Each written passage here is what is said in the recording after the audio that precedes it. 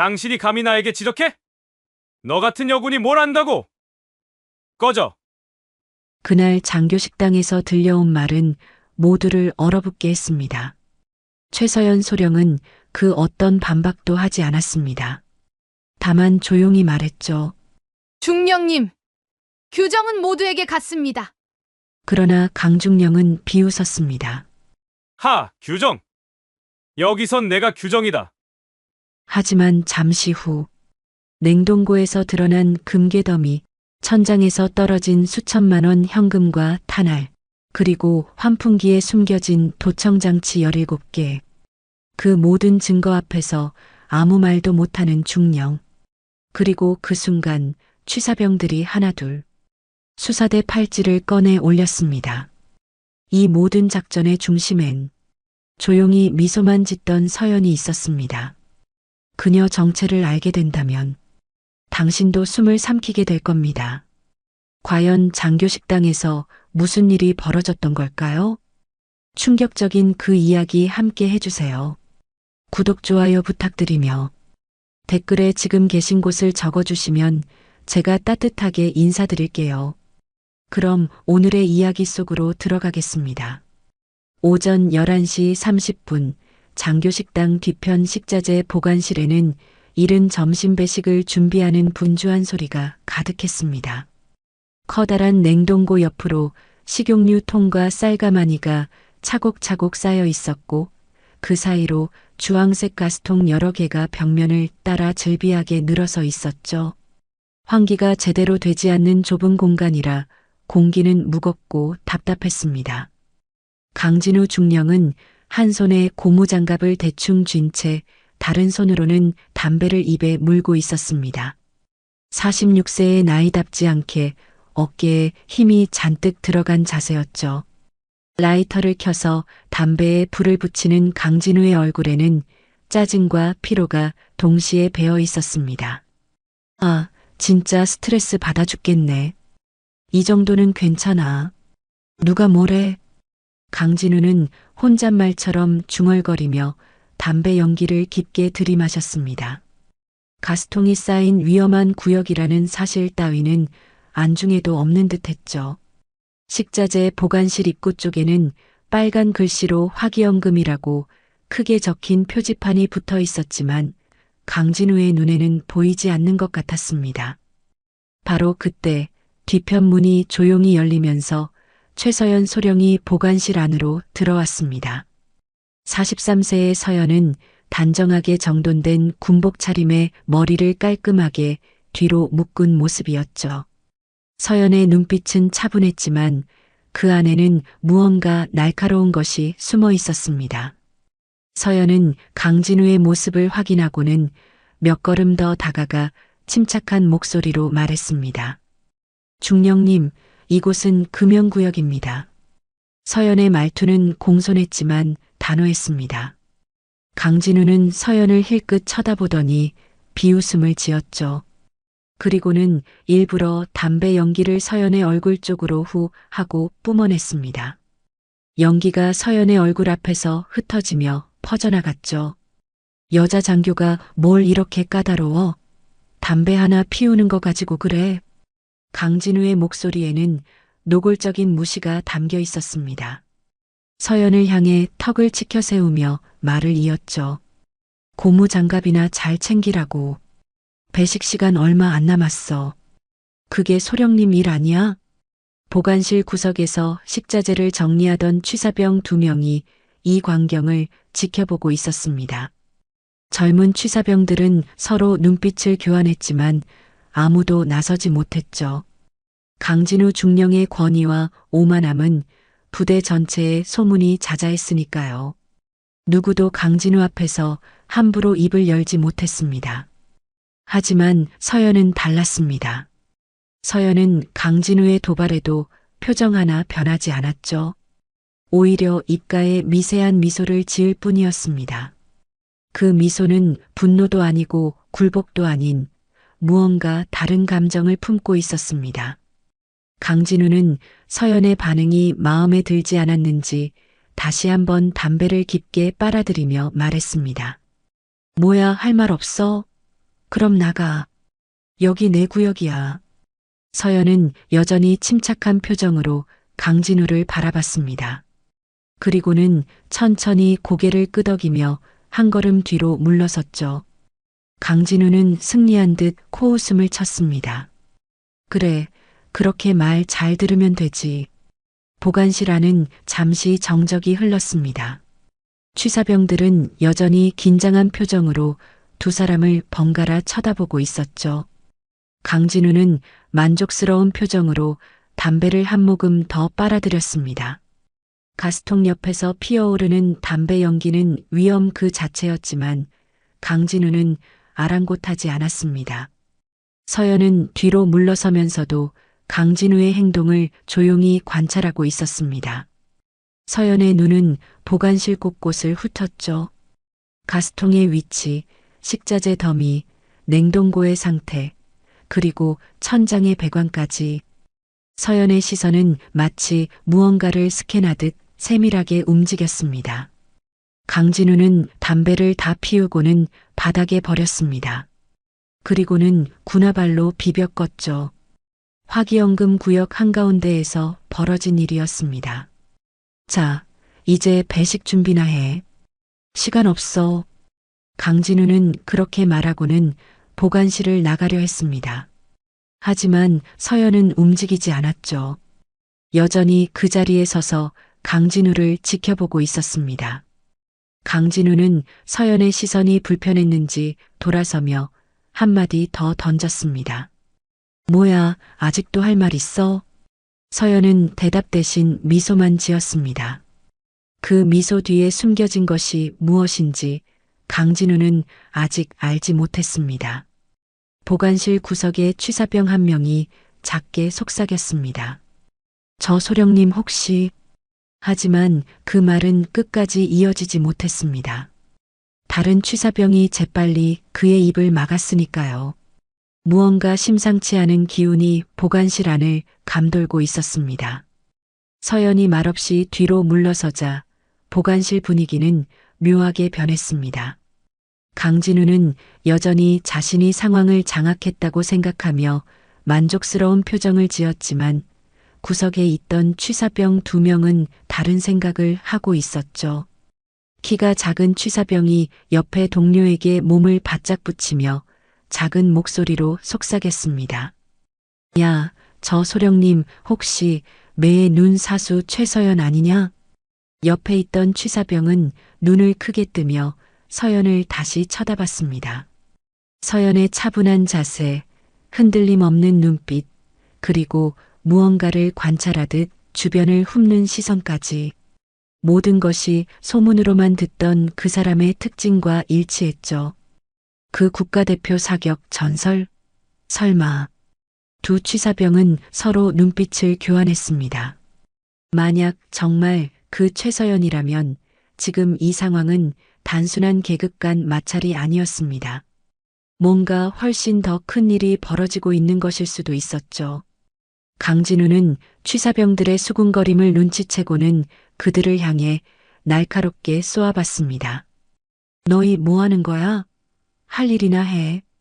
취사병들은 황급히 고개를 숙이고 다시 식자재 정리를 시작했습니다. 하지만 그들의 시선은 계속해서 서연 쪽으로 향했죠. 강진우는 서연을 향해 다시 한번 비웃음을 날렸습니다. 이번에는 더욱 노골적으로 무시하는 투였죠. 사격 좀 한다고 뭘 대단한 척이야. 여기는 전쟁터도 아니고 사격장도 아니라고. 강진우의 말에는 서연을 완전히 깔보는 태도가 담겨 있었습니다. 강진우에게 여군 장교란 그저 보직을 채우기 위한 존재일 뿐이었죠. 실력이 있든 없든 전설이든 아니든 상관없었습니다. 서연은 여전히 아무 말도 하지 않았습니다. 대신 천천히 보관실 안쪽으로 걸어갔죠. 서연의 발걸음은 조용했지만 확고했습니다. 마치 이미 정해진 목적지를 향해 가는 것처럼 말이죠. 보관실 중앙에는 낡은 작업 테이블이 하나 놓여 있었습니다. 그 위에는 고무 장갑 여러 개와 식기들이 어지럽게 널려 있었죠. 서연은 그 테이블 앞에 멈춰 섰습니다. 강진우는 서연의 행동이 궁금했는지 팔짱을 낀 채 지켜봤습니다. 무슨 짓을 하려는 건지 보겠다는 듯한 표정이었죠. 서연은 테이블 위에 놓인 고무장갑 하나를 조용히 집어들었습니다. 강진우가 아까 대충 던져놓은 그 장갑이었죠. 장갑은 구겨져 있었고 손가락 부분이 뒤집혀 있었습니다. 서연은 그 장갑을 양손으로 잡고 조심스럽게 펼쳤습니다. 구겨진 부분을 하나하나 털어내고 뒤집힌 손가락을 바로 세우며 정성스럽게 정돈했죠. 서연의 손놀림은 정확하고 부드러웠습니다. 마치 정밀 기계를 다루는 것처럼 말이죠. 강진우는 그 모습을 보며 코웃음을 쳤습니다. 뭐야, 장갑 정리나 하려고 여기 온 거야? 하지만 서연은 강진우의 말에 반응하지 않았습니다. 장갑을 깔끔하게 정리한 뒤 테이블 위에 가지런히 놓았죠. 그리고는 옆에 놓여있던 스테인리스 숟가락 하나를 집어들었습니다. 보관실 안의 공기가 미묘하게 긴장감으로 물들었습니다. 취사병들은 무의식 중에 손에 쥐고 있던 식자재를 내려놓고 서연을 주시했죠. 무언가 범상치 않은 일이 벌어질 것 같은 예감이 들었습니다. 서연은 숟가락을 오른손에 쥐고 자세를 가다듬었습니다. 시선은 보관실 반대편 구석, 정확히 10m 떨어진 곳에 놓인 커다란 양푼을 향했죠. 양푼은 식자재 더미 뒤편에 반쯤 가려져 있었습니다. 강진우는 서연의 행동을 보며 어이없다는 표정을 지었습니다. 뭐 하는 거야, 지금? 숟가락 가지고 장난하려고? 서연은 대답하지 않았습니다. 대신 깊게 숨을 들이마셨죠. 그리고는 숟가락을 든 손을 천천히 뒤로 당겼습니다.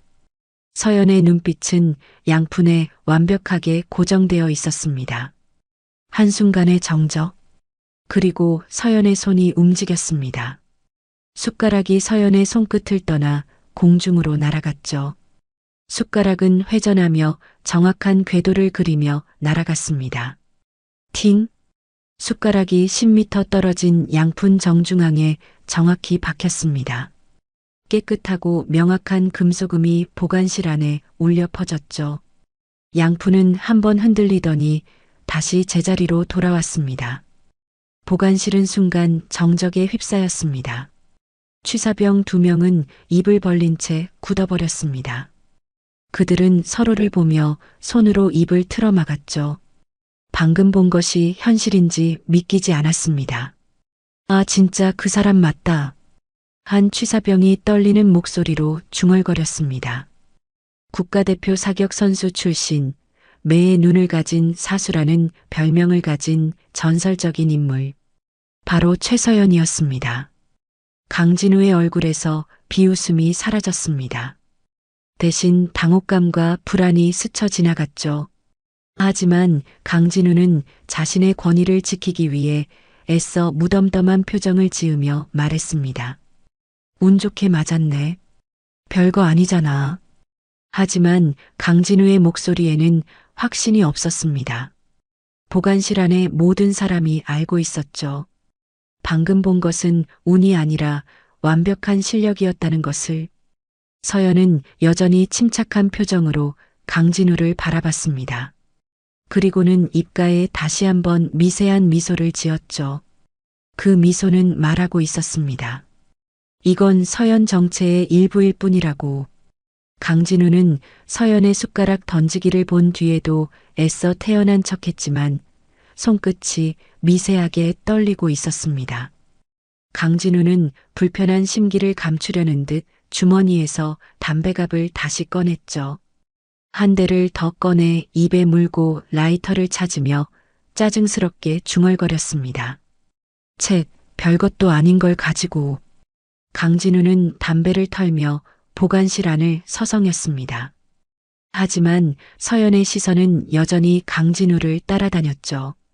차분하면서도 날카로운 눈빛이었습니다. 마치 사냥감을 관찰하는 맹금류처럼 말이죠.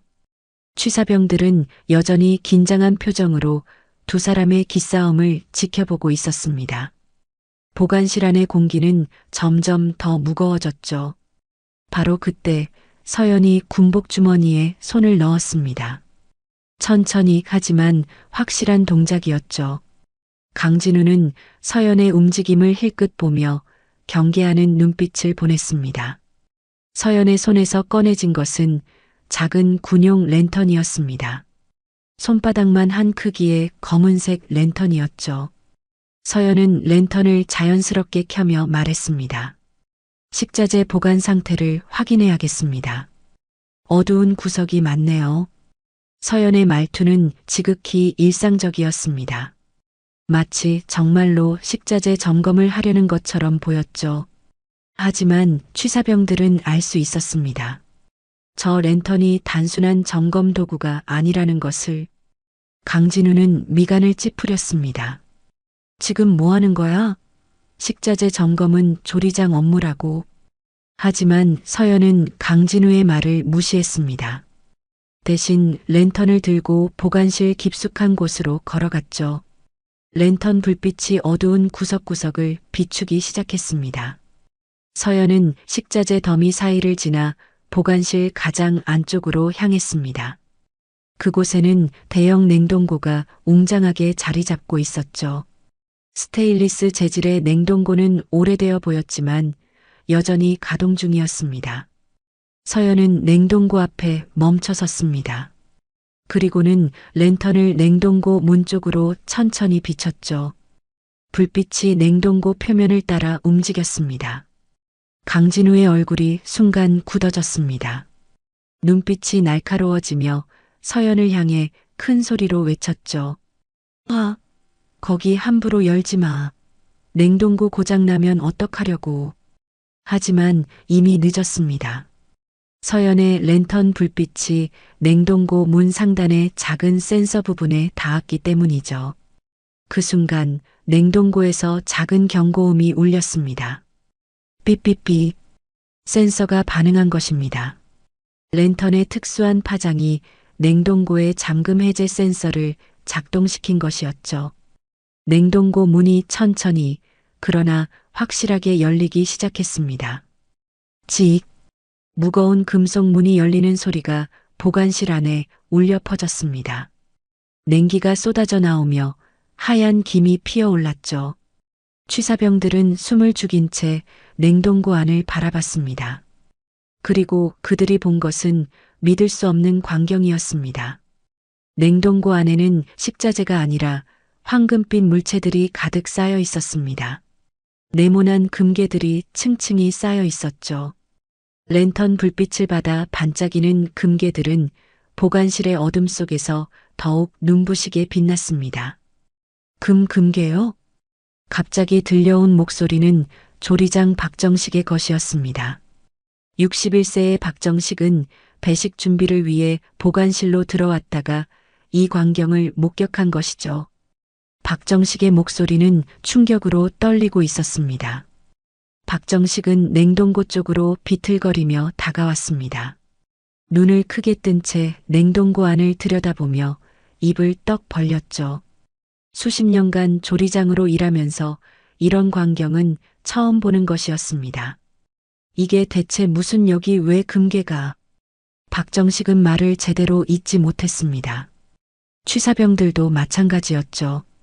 모두가 얼어붙은 듯 냉동고를 바라보고만 있었습니다. 서연은 차분하게 냉동고 안을 살펴봤습니다. 금괴들은 정교하게 쌓여 있었고 각각의 금괴에는 일련 번호가 새겨져 있었죠. 이것은 무작위로 모은 금괴가 아니라 체계적으로 관리되어 온 물건들이었습니다. 서연은 천천히 강진우 쪽으로 고개를 돌렸습니다. 강진우는 벽에 등을 기댄 채 창백한 얼굴로 서 있었죠. 담배는 이미 손에서 떨어져 바닥에 굴러다니고 있었습니다. 서연은 침착한 목소리로 말했습니다. 군수품만 빼돌린 게 아니었군요. 강중령님. 서연의 말은 단순한 질문이 아니었습니다. 이미 모든 것을 알고 있다는 확신에 찬 진술이었죠. 강진우의 얼굴에서 혈기가 빠져나갔습니다. 이건 오해야. 강진우는 변명을 시작했지만 목소리에는 힘이 없었습니다. 손이 덜덜 떨렸고 이마에는 식은땀이 맺히기 시작했죠. 박정식 조리장은 충격에서 벗어나지 못한 채 냉동고와 강진우를 번갈아 보며 말했습니다. 중령님, 이게 정말입니까? 보관실 안은 무거운 침묵에 휩싸였습니다. 냉동고에서 새어나오는 냉기가 보관실을 더욱 차갑게 만들었죠. 하지만 그 추위보다 더 차가운 것은 서연의 눈빛이었습니다. 서연은 랜턴을 끄지 않은 채 냉동고 옆에 서서 강진우를 바라봤습니다. 강진우는 더 이상 오만한 군수중령이 아니었습니다. 그저 비리가 들킨 범죄자의 모습일 뿐이었죠. 취사병 한 명이 작게 속삭였습니다. 이거 엄청난 일인데. 하지만 이것은 시작에 불과했습니다. 서연의 랜턴은 아직 꺼지지 않았고 보관실에는 아직 밝혀지지 않은 비밀들이 더 남아 있었으니까요. 강진우는 냉동고 앞에서 얼어붙은 채 아무 말도 하지 못했습니다. 창백한 얼굴에는 당황과 공포가 뒤섞여 있었죠. 박정식 조리장은 여전히 믿을 수 없다는 표정으로 금괴들을 바라보고 있었습니다. 서연은 냉동고 문을 그대로 열어둔 채 보관실 안쪽을 다시 살폈습니다. 랜턴을 든 손이 천천히 위로 올라갔죠. 불빛이 보관실 천장을 향했습니다. 천장에는 굵은 배관들이 복잡하게 얽혀 있었습니다. 급수 배관, 환기 배관, 그리고 배식용 배관까지. 오래된 장교식당답게 배관들은 녹이 슬고 페인트가 벗겨진 상태였죠. 하지만 서연의 눈에는 뭔가 다른 것이 보였습니다. 저 배관들. 취사병 한 명이 서연의 시선을 따라 천장을 올려다보며 중얼거렸습니다. 하지만 무엇이 이상한지 정확히 알 수는 없었죠. 서연은 랜턴을 들고 천장 배관 중 유독 깨끗한 하나를 비췄습니다.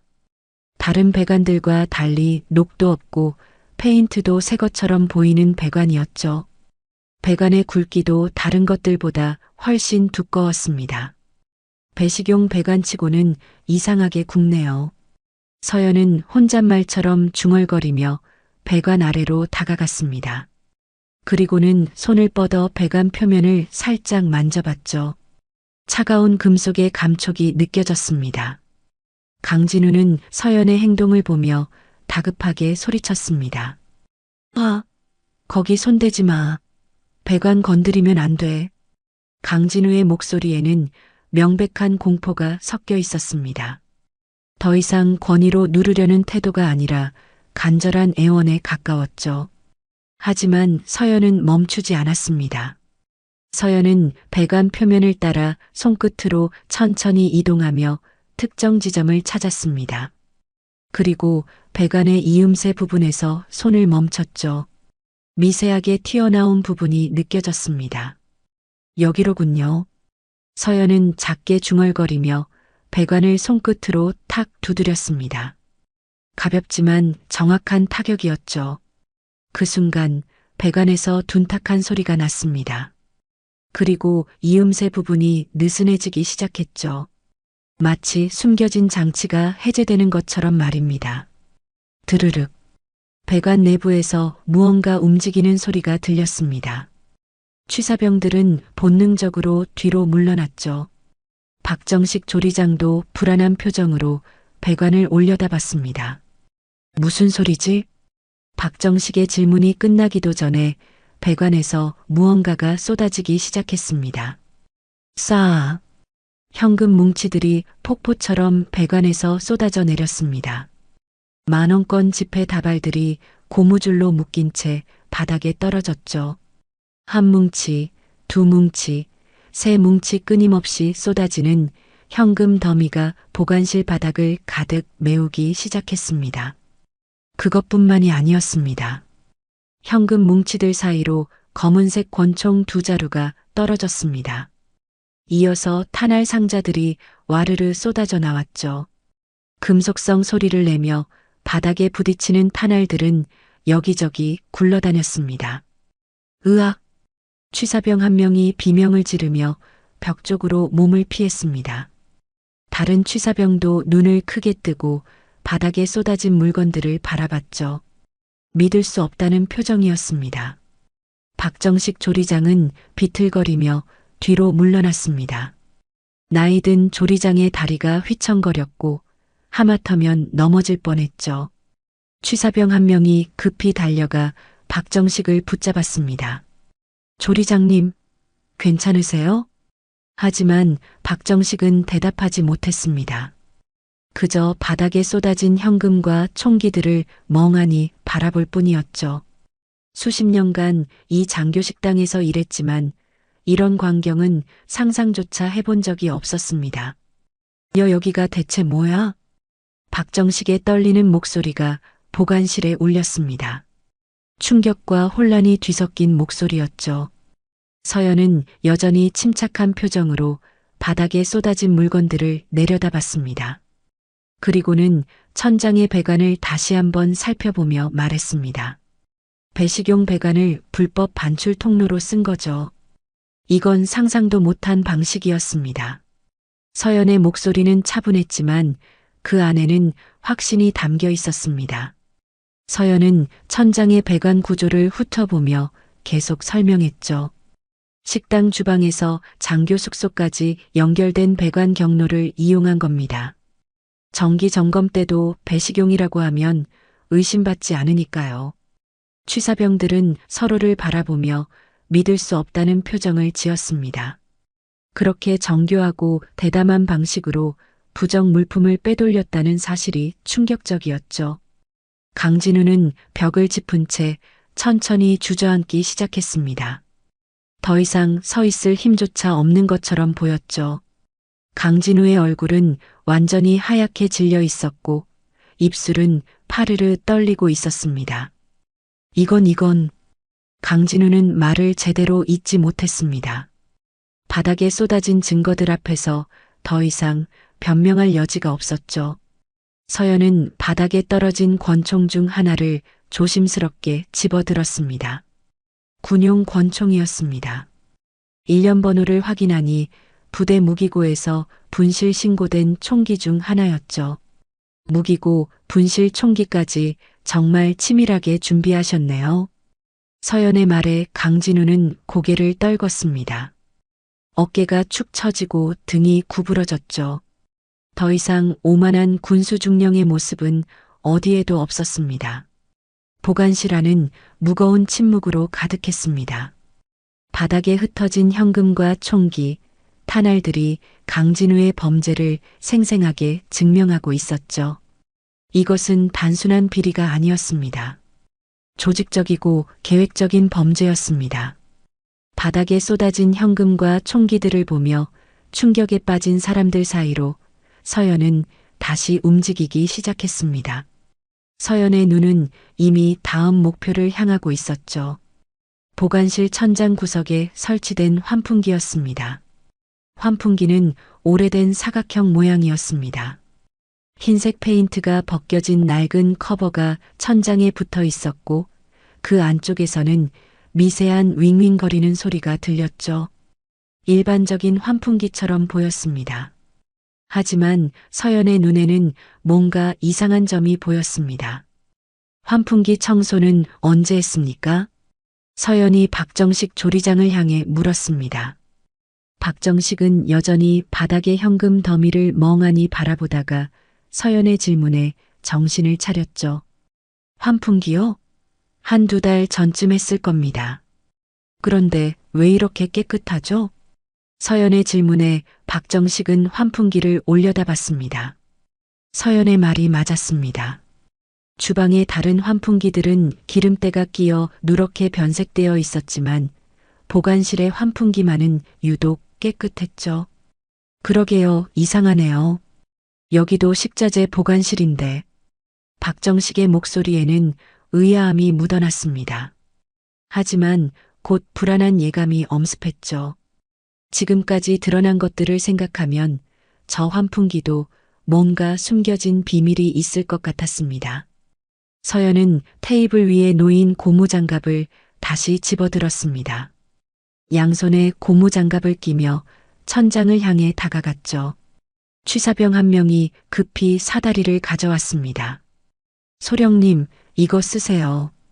서연은 고개를 끄덕이며 사다리를 받아 환풍기 아래에 설치했습니다. 천천히 사다리를 올라가며 환풍기 커버에 손을 뻗었죠. 강진우는 바닥에 주저앉은 채 서연의 행동을 지켜봤지만 아무 말도 하지 못했습니다. 서연의 손이 환풍기 커버의 나사 부분에 닿았습니다. 나사를 돌리려 하자 이상한 느낌이 들었죠. 나사가 헐겁게 풀려 있었습니다. 마치 자주 열고 닫는 것처럼 말이죠. 이건 서연은 조심스럽게 커버를 잡아당겼습니다. 나사가 완전히 풀리지 않았는데도 커버가 쉽게 움직였죠. 마치 경첩처럼 열리도록 설계된 것처럼 말입니다. 커버가 천천히 열리기 시작했습니다. 그 안쪽이 서서히 드러났죠. 취사병들은 숨을 죽이며 지켜봤습니다. 박정식 조리장도 긴장한 표정으로 환풍기를 올려다봤습니다. 커버가 완전히 열리자 안에서 무언가가 우수수 떨어지기 시작했습니다. 작고 검은 장치들이었습니다. 손가락만 한 크기의 검은색 기기들이 하나둘씩 바닥으로 떨어졌죠. 그리고 계속해서 떨어졌습니다. 5개, 10개, 15개. 이건 말도 안 돼. 취사병 한 명이 경악하며 소리쳤습니다. 바닥에 떨어진 검은 장치들을 보고 무엇인지 단번에 알아챘기 때문이죠. 도청 장치였습니다. 초소형 녹음기와 송신기가 결합된 고성능 도청 장비들이었죠. 환풍기 안쪽에 빼곡히 숨겨져 있던 것입니다. 장치들은 계속 떨어졌습니다. 16개, 17개. 마침내 마지막 장치가 떨어지고 환풍기 안쪽은 텅 비었습니다. 총 17개의 도청 장치가 보관실 바닥에 흩어져 있었죠. 17개나. 박정식 조리장은 바닥에 널린 도청 장치들을 보며 말을 잃었습니다. 손이 부들부들 떨렸고 얼굴은 창백해졌죠. 자신이 수십 년간 일한 이 식당이 사실은 거대한 도청 현장이었다는 사실이 믿기지 않았습니다. 서연은 사다리에서 내려와 바닥에 떨어진 도청 장치 하나를 집어들었습니다. 손바닥 위에 올려놓고 자세히 살펴봤죠. 최신형 군용 도청 장비였습니다. 민간에서는 구할 수 없는 고가의 장비였죠. 군 보안부대 전용 장비네요. 서연의 말에 취사병들은 서로를 바라봤습니다. 군 보안부대 장비라면 강진우가 접근할 수 있는 물품이었죠. 군수장교라는 직책을 이용해 빼돌린 것이 분명했습니다. 서연은 도청 장치를 내려놓고 보관실 전체를 둘러봤습니다. 천장의 환풍기, 벽면의 구조, 출입문의 위치까지 모든 것이 한눈에 들어오는 구조였죠. 이 위치라면 서연은 천천히 말을 이어갔습니다. 장교식당 전체의 대화를 엿들을 수 있습니다.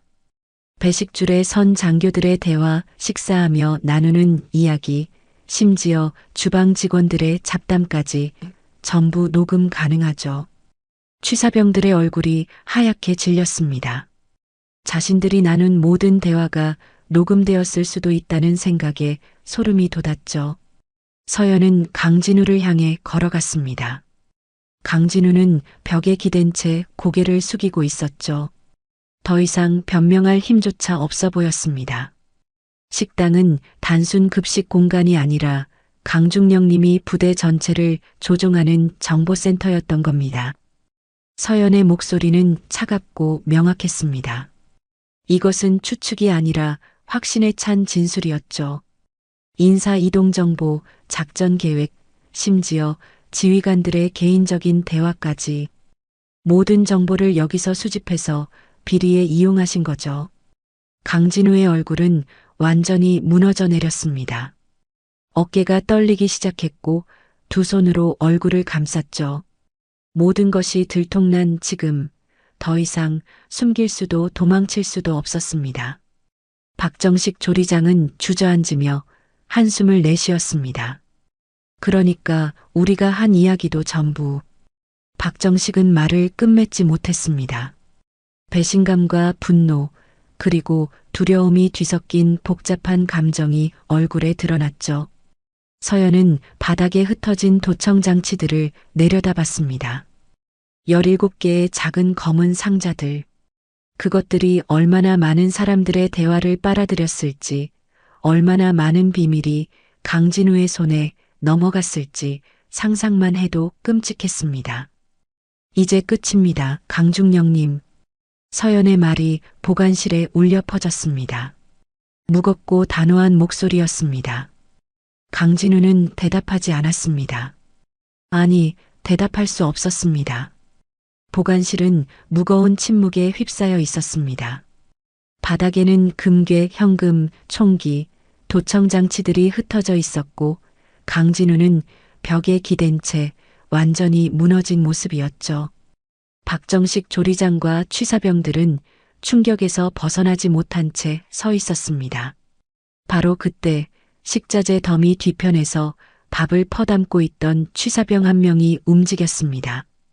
젊은 취사병은 천천히 모자를 벗으며 서연을 향해 걸어왔죠. 취사병의 얼굴에서 긴장한 표정이 사라지고 냉철한 눈빛이 드러났습니다. 실장님, 서버 연결 확인했습니다. 취사병의 목소리는 이전과 완전히 달랐습니다. 떨리던 목소리는 온데간데없고 훈련된 군인의 단호한 말투였죠. 박정식 조리장은 놀란 얼굴로 그 취사병을 바라봤습니다. 내가 뭐라고? 하지만 취사병은 박정식의 질문에 대답하지 않았습니다. 대신 군복 안주머니에서 신분증을 꺼내 보였죠. 신분증에는 명확하게 적혀 있었습니다. 군사본부 사이버수사대 대위 정민석. 박정식의 입이 떡 벌어졌습니다. 자신이 몇 달 동안 함께 일했던 취사병이 사실은 대위 계급의 수사관이었다는 사실이 믿기지 않았죠. 내 대위라고? 박정식이 중얼거리는 사이 다른 취사병들도 하나둘씩 움직이기 시작했습니다. 구석에서 식자재를 정리하던 취사병이 손목에 차고 있던 낡은 팔찌를 벗었죠. 팔찌 안쪽에는 작은 녹음 장치가 부착되어 있었습니다. 보안지원단 김중사입니다. 그 취사병도 신분증을 꺼내 보였습니다. 이어서 냉동고 옆에 서 있던 또 다른 취사병이 군복 주머니에서 배지를 꺼냈죠. 기무요원 이하사입니다. 마지막으로 보관실 입구 쪽에 있던 취사병이 앞으로 나서며 말했습니다. 특수수사반 최중희입니다. 4명의 취사병 모두가 사실은 각기 다른 부서의 수사 요원들이었습니다. 그들은 몇 달 전부터 이 장교식당에 잠입해 강진우의 비리를 조사해왔던 것이죠. 강진우는 바닥에 주저앉은 채 믿을 수 없다는 표정으로 취사병들을 바라봤습니다. 아니, 이제는 취사병이 아니라 수사관들을 바라봤죠. 강진우의 목소리는 떨리고 있었습니다. 모두가 수사대라고? 강진우의 질문에 서연이 차분하게 고개를 끄덕였습니다. 네. 오늘 장교식당은 합참 감찰 작전 현장입니다. 서연의 대답은 간결했지만 명확했습니다. 이 모든 것이 우연이 아니라 철저하게 계획된 작전이었다는 것을 의미했죠. 박정식 조리장은 혼란스러운 표정으로 수사관들을 번갈아 보며 물었습니다. 그러면 그동안 너희가 나한테 배운 요리는 모두 연기였단 말이냐? 사이버 수사대 정민석 대위가 미안한 표정으로 대답했습니다. 죄송합니다, 조리장님. 작전상 필요한 위장이었습니다. 하지만 조리장님께 배운 요리 솜씨는 정말 감사했습니다. 박정식은 허탈한 웃음을 지었습니다. 몇 달 동안 정성껏 가르쳤던 취사병들이 사실은 모두 수사관이었다니. 배신감보다는 기묘한 안도감이 밀려왔죠. 적어도 이 젊은이들은 악인이 아니었으니까요. 강진우는 바닥을 응시하며 중얼거렸습니다. 처음부터 다 계획이었구나. 강진우의 목소리에는 절망이 가득했습니다. 자신이 완벽하게 숨겼다고 믿었던 모든 비리가 사실은 처음부터 감시당하고 있었던 것이죠. 보안지원단 김중사가 앞으로 나서며 말했습니다. 강중령님, 당신의 비리는 6개월 전부터 파악하고 있었습니다. 오늘은 물증을 확보하는 날입니다. 김중사의 말에 강진우는 고개를 떨구었습니다. 더 이상 변명할 여지가 없었죠. 증거는 바닥에 널려 있었고 수사관들은 모든 것을 기록하고 있었습니다. 서연은 수사관들을 향해 지시했습니다. 증거물 수거를 시작하세요. 사진 촬영 후 목록을 작성해 주시기 바랍니다. 알겠습니다, 실장님. 수사관들은 일사불란하게 움직이기 시작했습니다.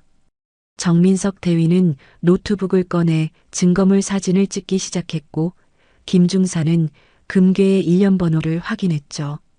김우 요원 이하사는 도청 장치들을 수거하며 각각의 태그를 붙였습니다. 박정식 조리장은 이 모든 광경을 멍하니 지켜봤습니다. 평범한 점심 배식 준비를 하려던 장교 식당이 순식간에 범죄 현장 조사 구역으로 변한 것이죠. 이게 현실인가? 박정식은 혼잣말처럼 중얼거렸습니다. 수십 년간 이 식당에서 일하며 수많은 장교들에게 밥을 지어주었지만 이런 일은 처음이었습니다. 최중희가 강진우에게 다가가며 말했습니다. 강중령님, 잠시 일어나 주시겠습니까? 하지만 강진우는 움직이지 않았습니다. 벽에 기댄 채 고개만 숙이고 있었죠. 완전히 기력을 잃은 모습이었습니다. 서연은 강진우 앞에 무릎을 굽히고 눈높이를 맞췄습니다. 차갑지만 단호한 눈빛으로 강진우를 바라보며 말했죠. 강중령님, 이제 일어나셔야 합니다. 책임을 지실 시간입니다. 강진우는 천천히 고개를 들어 서연을 바라봤습니다. 서연의 눈빛에는 분노도 없었고 경멸도 없었습니다. 다만 군인으로서 해야 할 일을 하는 냉철함만이 있었죠. 당신들은 처음부터 다 알고 있었군요. 강진우의 목소리는 쥐어짜내듯 나왔습니다. 그렇습니다. 당신의 모든 행적을 추적했습니다. 서연의 대답은 명확했습니다. 강진우는 긴 한숨을 내쉬며 천천히 일어섰죠. 다리가 후들거렸지만 간신히 균형을 잡았습니다. 수사관들은 계속해서 증거물을 수거하고 기록했습니다. 보관실은 이제 완전히 작전 현장으로 변해 있었죠. 배식 준비를 하던 평범한 공간은 온데간데 없었습니다. 박정식 조리장은 서연에게 조심스럽게 물었습니다. 소령님, 아니, 실장님, 이제 어떻게 되는 겁니까? 서연은 박정식을 향해 부드럽게 대답했습니다. 조리장님께서는 아무 잘못이 없습니다. 오히려 증인으로서 협조해 주셔야 할 겁니다. 박정식은 안도의 한숨을 내쉬었습니다. 적어도 자신은 이 끔찍한 범죄와 무관하다는 사실이 확인된 것이죠.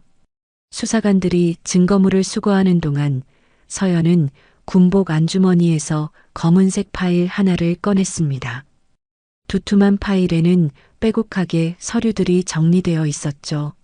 서연은 파일을 펼치며 강진우를 향해 천천히 걸어갔습니다.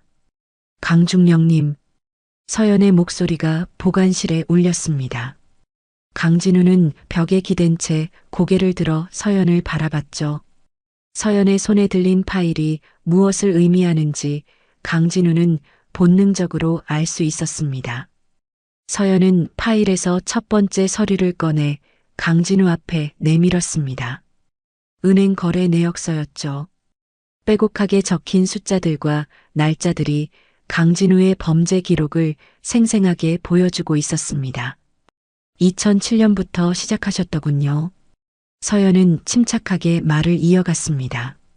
처음에는 소규모 군수품 횡령이었습니다. 식자재 납품 과정에서 수량을 부풀리고 차액을 챙기는 수법이었죠. 강진우는 서류를 보며 입술을 깨물었습니다. 17년 전 처음 군수장교로 부임했을 때부터 시작한 범죄였죠. 서연은 두 번째 서류를 꺼냈습니다. 이번에는 부동산 거래 내역이었습니다. 2012년부터는 규모가 커졌습니다. 부동산 투자, 주식 거래, 그리고 금괴 매입까지 횡령한 자금을 세탁하는 방법도 점점 정교해졌죠. 박정식 조리장은 서연의 말을 들으며 소름이 돋았습니다. 자신이 함께 일했던 사람이 그렇게 오랫동안 조직적인 범죄를 저질러 왔다는 사실이 끔찍했죠. 서연은 세 번째, 네 번째 서류를 연달아 꺼냈습니다. 무기 밀반출 기록, 기밀정보 거래 내역, 뇌물수수 증거까지. 강진우의 범죄는 단순 횡령을 넘어 국가안보를 위협하는 수준이었습니다. 17년 동안 서연은 파일을 덮으며 강진우를 똑바로 바라봤습니다. 빼돌린 금액은 총 3,024억 원입니다. 보관실이 순간 정적에 휩싸였습니다. 3천억이 넘는 천문학적인 금액. 수사관들조차 놀란 표정으로 서연을 바라봤죠. 박정식 조리장은 다리에 힘이 풀려 벽에 기댔습니다. 3천억이 넘는다고? 박정식의 떨리는 목소리가 보관실에 울렸습니다. 평생 성실하게 일해도 벌 수 없는 금액이었죠. 그런 돈을 한 사람이 17년 동안 빼돌렸다는 사실이 믿기지 않았습니다. 강진우는 바닥을 응시했습니다. 이제 더 이상 부인할 수도 변명할 수도 없었죠. 모든 증거가 서연의 손에 있었습니다. 정민석 대위가 노트북을 들고 서연에게 다가왔습니다. 실장님, 서버에서 추가 파일을 발견했습니다. 공범 명단으로 보입니다. 서연은 고개를 끄덕이며 노트북 화면을 확인했습니다. 화면에는 여러 사람의 이름과 계급이 적혀 있었죠. 강진우는 혼자가 아니었습니다. 부대 내외에 공범들이 있었던 것입니다. 명단에 있는 인원들도 모두 조사 대상입니다. 기무사에 통보하세요. 알겠습니다. 정민석 대위는 즉시 무전기를 꺼내 본부에 보고를 시작했습니다. 이 사건은 강진우 한 사람의 범죄가 아니라 조직적인 비리였던 것이죠. 강진우는 무릎을 꿇었습니다. 더 이상 서 있을 힘이 없었죠. 17년간 쌓아올린 모든 것이 무너지는 순간이었습니다. 서연은 강진우 앞에 서서 마지막 서류를 꺼냈습니다. 하지만 이번에는 서류가 아니라 신분증이었죠. 서연은 신분증을 강진우 앞에 내밀었습니다. 신분증에는 명확하게 적혀 있었습니다. 합참 직속 사격보안감찰 3직능 인증자 최서연 소령. 강진우의 눈이 커졌습니다. 3직능 인증자. 한국군에서 단 한 명밖에 없는 전설적인 직위였죠. 사격, 보안, 감찰 세 분야 모두에서 최고 수준의 능력을 인정받은 자만이 가질 수 있는 자격이었습니다. 말도 안 돼. 강진우는 중얼거렸습니다. 그 전설이 여기에. 강진우는 모든 것을 이해했습니다.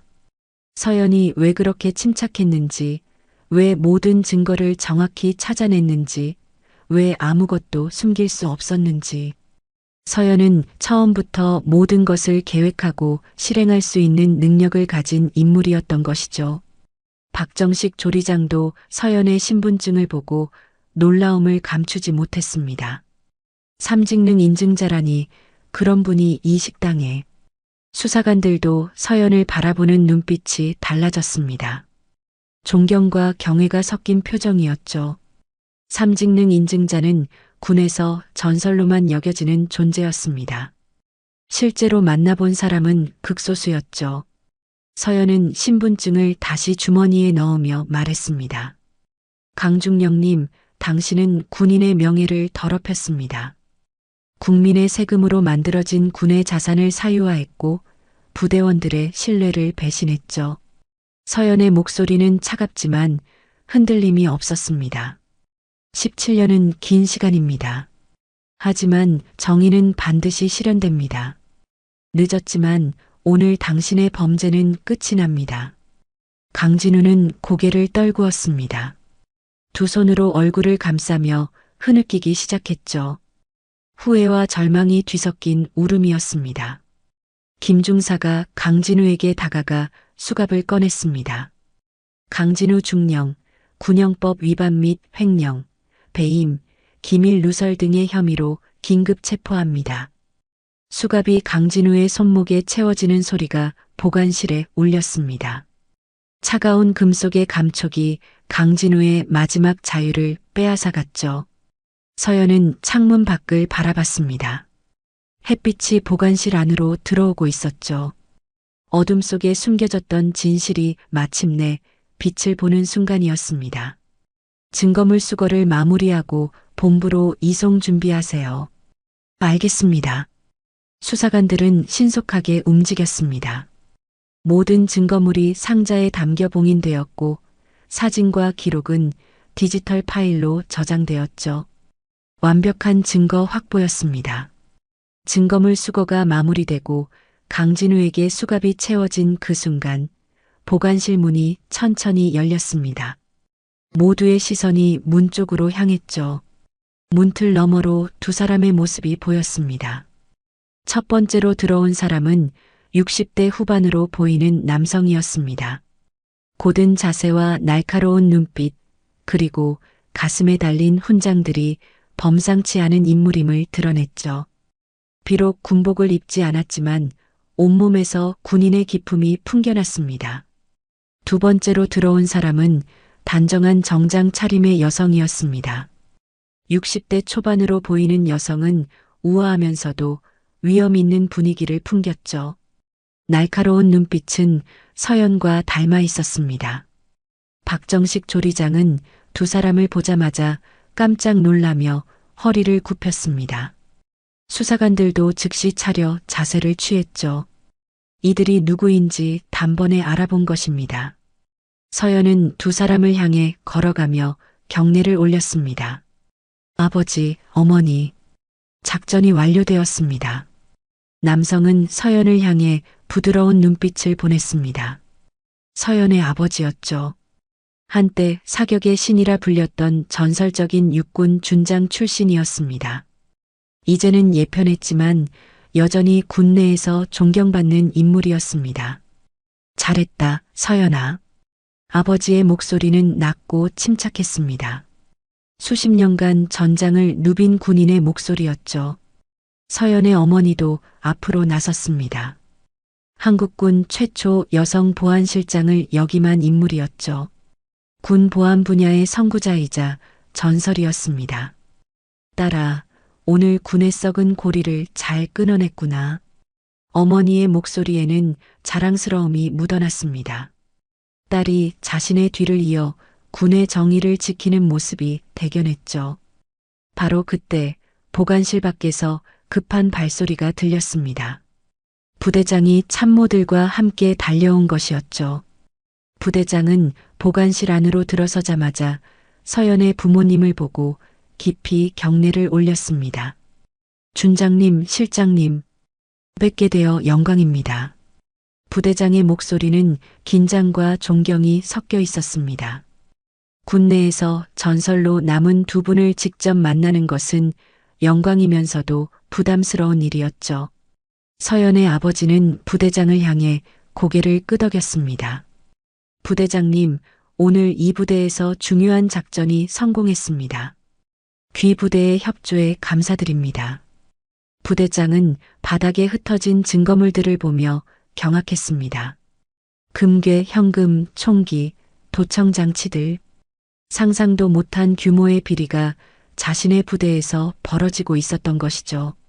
이런 일이 제 부대에서. 부대장은 말을 잇지 못했습니다. 수갑이 채워진 강진우를 보며 참담한 표정을 지었죠. 서연의 어머니가 강진우를 향해 걸어갔습니다. 차갑고 날카로운 눈빛으로 강진우를 내려다보며 말했죠. 강중령, 우리 딸을 무시한 데가 이제 몸으로 배우게 될 겁니다.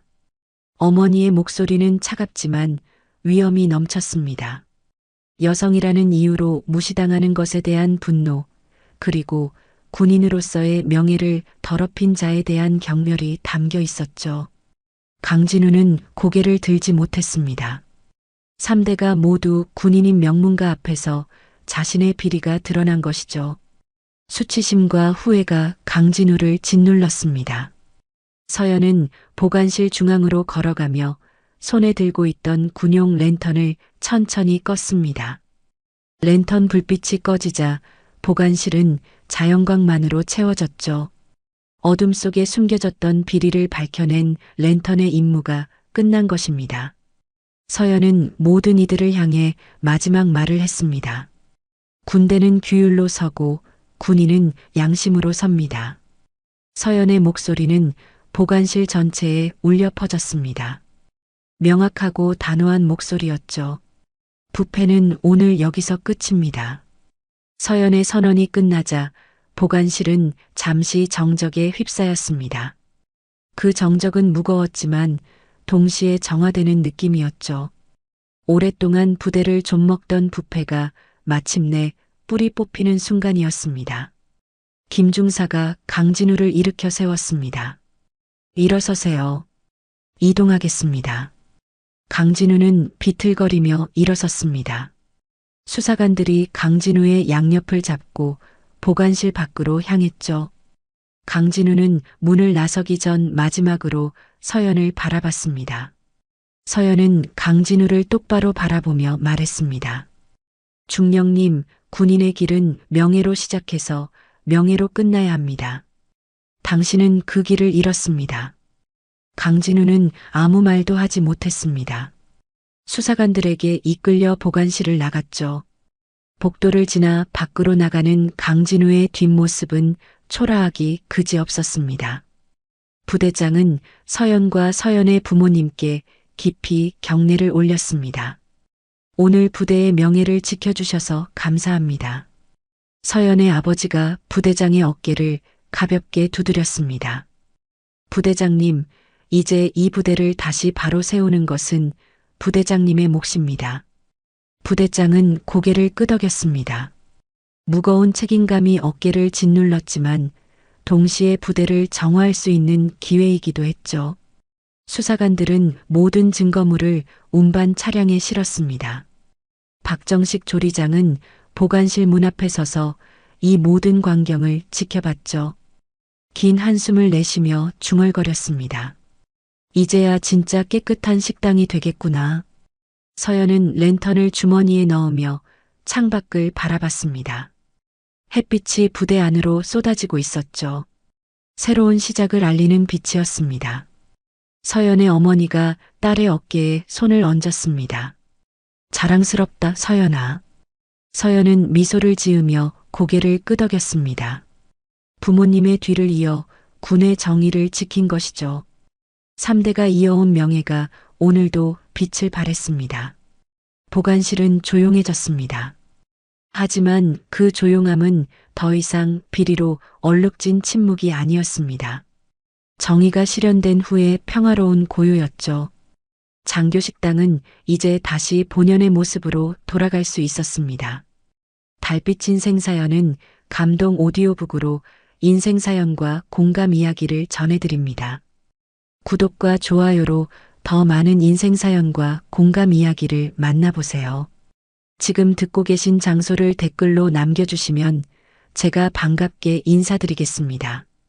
오늘도 함께 해주셔서 감사합니다.